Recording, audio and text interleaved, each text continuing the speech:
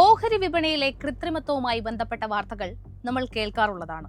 എന്നാൽ ഇങ്ങനെയുള്ള ഒരു വിഷയവുമായി ബന്ധപ്പെട്ട് ഒരു മലയാളിയെ ഇപ്പോൾ പൂട്ടിയിരിക്കുകയാണ് സെബി.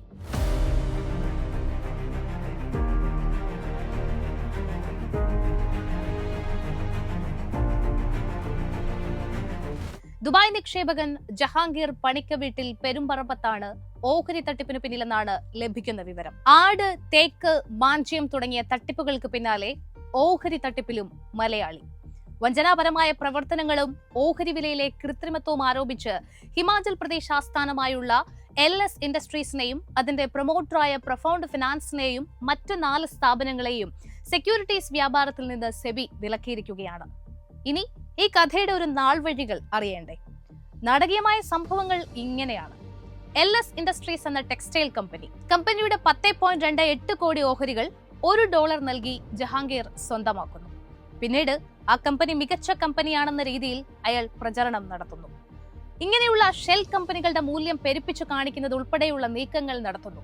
ഇതോടെ ഓഹരിയിൽ സാധാരണക്കാരായ നിക്ഷേപകർ പണമിറക്കി ഈ ഓഹരികൾ വാങ്ങുന്നു. സ്വാഭാവികമായും LS ഇൻഡസ്ട്രീസ് എന്ന ടെക്സ്റ്റൈൽ കമ്പനിയുടെ ഓഹരി വില കുതിച്ചുയരുന്നു. സെബിയുടെ അന്വേഷണത്തിൽ അപ്പർ സർക്യൂട്ട് പരിധികളിൽ ഒന്നിലധികം സ്ഥാപനങ്ങൾ നൽകിയ സംശയാസ്പദമായ ബൈയിങ് ഓർഡറുകൾ കണ്ടെത്തി. ഇത് ഓഹരി വിലയിൽ ഗണ്യമായ വർധനവിനും ഇടയാക്കിയിട്ടുണ്ട്. ഇനി ഇതിൽ ജഹാംഗീറിന്റെ ലാഭം എന്താണ് എന്ന് നോക്കാം. ഓഹരി വില കൃത്രിമ മാർഗത്തിലൂടെ പെരുപ്പിച്ചു കാണിച്ചതോടെ ജഹാംഗീറിന്റെ കൈവശമുള്ള 10.28 കോടി ഓഹരികളുടെ വിലയും സ്വാഭാവികമായും കുതിച്ചുയരുന്നു. ഇതിൽ ചെറിയൊരു പങ്ക് ഓഹരികൾ വിറ്റ് ജഹാംഗീർ 1.14 കോടി രൂപ കൈവശപ്പെടുത്തി. അപ്പൊ പിന്നെ ബാക്കിയുള്ള ഓഹരികളുടെ മൂല്യം എത്രയായിരിക്കും? എന്നാൽ കേട്ടോളൂ, 698 കോടി രൂപ. എന്താണല്ലേ? ജഹാംഗീർ ഏതായാലും ചില്ലറക്കാരനല്ല. പക്ഷെ അവിടെയാണ് പണി പാളുന്നത്. പതിയെ കൈവശമുള്ള ഓഹരികൾ വിറ്റഴിച്ച് കോടികൾ വാരാനുള്ള ശ്രമം നല്ല മണിച്ചിത്ര താഴിട്ട് പൂട്ടിയിരിക്കുകയാണ് സെബി അധ്യക്ഷ മാധബി പുരി ബുച്ചിന്റെ നേതൃത്വത്തിലുള്ള സംഘം. തീർന്നില്ല, 1.14 കോടി രൂപ ഇയാൾ ദുബായിലേക്ക് തന്നെ വഴിതിരിച്ചു വിടുകയും ചെയ്തു. ഇതും സെബിയുടെ ശ്രദ്ധയിൽപ്പെട്ടു.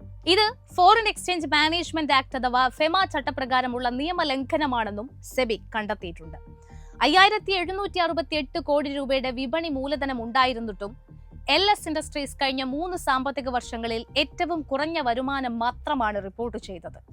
സെബി നടത്തിയ അന്വേഷണത്തിൽ 2022 ഒക്ടോബറിൽ മുൻ ഡയറക്ടർ സ്യൂത് മെങ് ചാങ് കമ്പനിയുടെ മുഴുവൻ, അതായത് 12.12% ഓഹരികളും ദുബായ് ആസ്ഥാനമായുള്ള NRI ജഹാംഗീറിന് ഒരു ഓഫ് മാർക്കറ്റ് ഇടപാടിലൂടെ കൈമാറിയതായി റിപ്പോർട്ടുകൾ പറയുന്നു. ഓഹരി വില അടിസ്ഥാനമാക്കി ഏകദേശം 154 കോടി രൂപ മൂല്യം കണക്കാക്കിയിരുന്നെങ്കിലും ഇടപാട് ഒരു ഓഹരിക്ക് $1 എന്ന ഗണ്യമായ കുറഞ്ഞ വിലയിലാണ് നടന്നിരിക്കുന്നത്. പിന്നീട് കമ്പനിയെക്കുറിച്ച് വ്യാജ വാർത്തകൾ പ്രചരിപ്പിച്ച് ഓഹരി വില കുത്തനെ ഉയർത്തി. ജൂലൈ സെപ്റ്റംബർ ക്വാർട്ടറിലും നവംബർ ഡിസംബർ സമയത്തുമായി 2 തവണയാണ് LS ഇൻഡസ്ട്രീസിന്റെ ഓഹരി വില കുത്തനെ ഉയരുന്നത്. അതിന്റെ കണക്ക് നോക്കിയാൽ 2024 ജൂലൈ 23-നും 24 സെപ്റ്റംബറിനുമിടയിൽ ഓഹരി വില 22.5 നിന്നും 267.5 എത്തുന്നു. 1089% വർധനവാണ് സ്റ്റോക്ക് ആ കാലയളവിൽ രേഖപ്പെടുത്തുന്നത്. 2024 നവംബറോടെ വില 42 രൂപ 39 പൈസയായി കുറഞ്ഞു. 2024 ഡിസംബറിൽ ഇത് 136.87 വീണ്ടും ഉയർന്നു. 2025 ഫെബ്രുവരിയിൽ, അതായത് ഈ മാസം, 67.95 രൂപയിലേക്ക് എത്തുന്നു. അങ്ങനെ ഒരു റോളർ കോസ്റ്റർ റൈഡിനാണ് ഈ സ്റ്റോക്ക് സാക്ഷ്യം വഹിച്ചിരിക്കുന്നത്. 0 വരുമാനം ഉണ്ടായിരുന്നിട്ടും LS ഇൻഡസ്ട്രീസ് 5500 കോടി രൂപയുടെ മൂല്യമുണ്ടെന്നുള്ള പെരുപ്പിച്ചുകാട്ടൽ ഒരു മാധ്യമം നേരത്തെ തന്നെ റിപ്പോർട്ട് ചെയ്തിരുന്നു. ഇത് സെബിയുടെ പ്രാഥമിക അന്വേഷണത്തിന് കാരണമായി.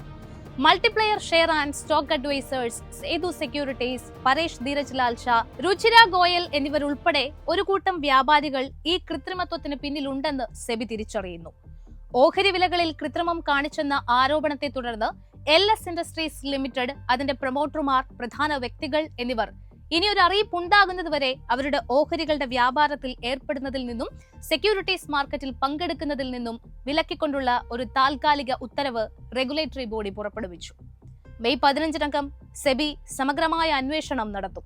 അതേസമയം ഈ NRIയുടെ ആസ്തികൾ, നിക്ഷേപങ്ങൾ, ബാങ്ക് അക്കൗണ്ടുകൾ എന്നിവയുടെ സമഗ്രമായ ഒരു ലിസ്റ്റ് നൽകാനും അക്കൗണ്ടിൽ നിന്ന് പണം പിൻവലിക്കുന്നത് മരവിപ്പിക്കാനും സെബി നിർദ്ദേശിച്ചിട്ടുണ്ട്. എന്താണല്ലേ 1992 ഇന്ത്യൻ സ്റ്റോക്ക് മാർക്കറ്റ് കണ്ട ഏറ്റവും വലിയ സ്കാമായ ഹർഷത് മേത്ത കേസ് മുതൽ കേതൻ പരേഖ്, രാമലിംഗ രാജുവിന്റെ സത്യം സ്കാം വരെ പൂട്ടി കയ്യിൽ കൊടുത്ത നിയമ സംവിധാനം നിലനിൽക്കുന്ന രാജ്യത്ത് അങ്ങ് ദുബായിൽ ഇരുന്ന് ഒരു മാനിപ്പുലേഷൻ നടത്തിയാൽ കണ്ടുപിടിക്കില്ല എന്ന് പാവം മിസ്റ്റർ ജഹാംഗീർ കരുതിയിട്ടുണ്ടാകും. എന്തായാലും കാര്യങ്ങൾ കൈവിട്ടു പോയിരിക്കുകയാണ്. ഇല്ലാത്ത കമ്പനികൾ ഉണ്ടെന്ന് വരുത്തി തീർത്ത് പണം വാരുന്ന ഇത്തരം സ്റ്റോക്ക് മാർക്കറ്റ് ലൈക്ക് സ്കാമുകൾ ഇനി ഓരോന്നായി പുറത്തു വരാനിരിക്കുന്നതേയുള്ളൂ. ഏതായാലും അടിസ്ഥാന കാര്യങ്ങൾ ഒന്നുമില്ലാതെ ഒരു കമ്പനിയിൽ നിക്ഷേപിച്ച് അന്ധമായി ലാഭം കൊയ്യുന്ന നിക്ഷേപകർ ജാഗ്രത പാലിക്കണമെന്നാണ് ഇതുമായി ബന്ധപ്പെട്ട് SEBI whole time member Ashwani Bhatia പറഞ്ഞിരിക്കുന്നത്. അപ്പൊ കാര്യം ഇത്രയേ ഉള്ളൂ. കേട്ട വാദി കേൾക്കാത്ത വാദി എടുത്തു ചാടി ഭീമമായ തുക ഓഹരികളിലും മറ്റും നിക്ഷേപിക്കും മുൻപ് ഇതിനെയൊക്കെ കുറിച്ച് കൃത്യമായ ധാരണ ഉണ്ടാക്കിയെടുക്കുക. വാറൻ ബഫെ പറഞ്ഞതുപോലെ rule number 1, never lose money. Rule number 2, never forget rule number 1. ഇത്തരം ഇൻസൈറ്റ്ഫുൾ വാർത്തകൾക്കായി മൈഫിൻ പോയിന്റ് സബ്സ്ക്രൈബ് ചെയ്യും.